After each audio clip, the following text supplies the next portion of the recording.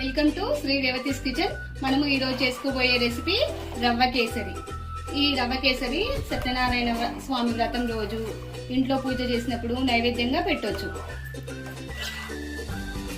ఇది చాలా పర్ఫెక్ట్ గా కొలతలతో చేశాను. వీడియో చివరి వరకు చూసి చేసుకోండి, చాలా బాగా టేస్టీగా కూడా ఉంటుంది.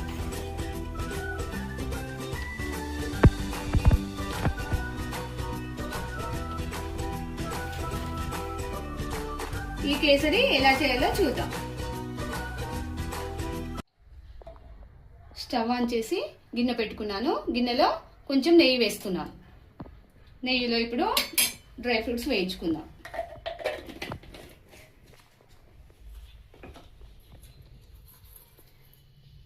కిస్మిస్,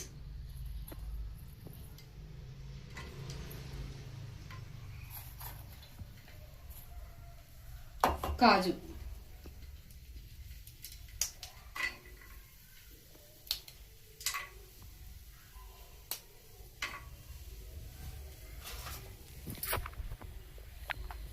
వేగిన తర్వాత రవ్వను వేయించుకుందాం.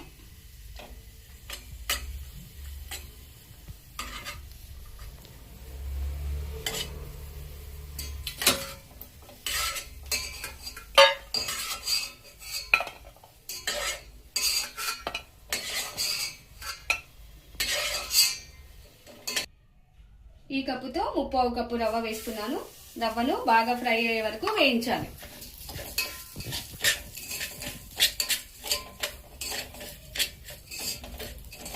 ఒక కప్పుకు 3 కప్పుల నీళ్ళ కొలత తీసుకోవాలి. అప్పుడే రవ్వ బాగా ఉడుకుతుంది. రవ్వ బాగా ఉడికిన తర్వాతనే చక్కెర పోయాలి, లేదంటే రవ్వ ఉడకకుండా గట్టిగా ఉంటుంది. రవ్వ బాగా ఉడికిందా లేదా చూసుకున్న తర్వాతనే చక్కెర పోసుకొని కలుపుకోవాలి. నీళ్లు కూడా 1కి 3. 1 కప్పు రవ్వ అయితే 3 కప్పుల నీళ్లు. ఇంకా కొంచెం ఎక్కువ పోసుకున్నా ఏం కాదు. ఇప్పుడు రవ్వ వేగిపోయింది. రవ్వలో నీళ్లు పోసుకుందాం.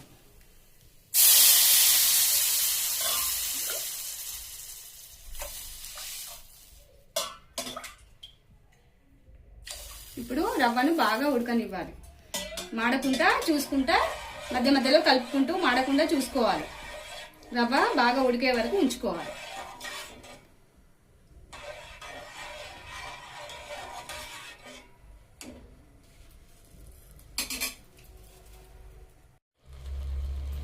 రవ్వ ఉడికిపోయింది. ఇప్పుడు చక్కెర పోసుకుందాం. బాగా ఉడికిపోయింది. ఇది 1/4 కప్పు రవ్వ, 1.5 కప్పు చక్కెర. ఇందులోనే ఇలాచీ పౌడర్ ఒక 3-4.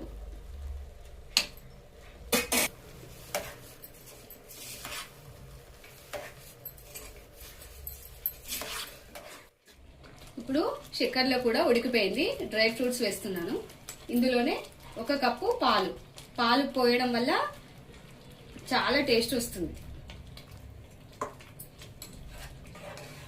ఈ పాలలో ఉడికిన తర్వాత దించుకుంటే రవ్వ కేసరి రెడీ.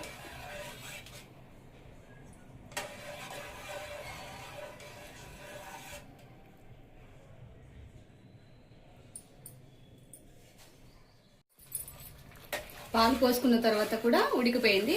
ఇలా ఉన్నప్పుడు స్టవ్ ఆఫ్ చేసుకుంటే రవ్వ కేసరి రెడీ అవుతుంది. దీన్ని సిరా అని కూడా అంటారు.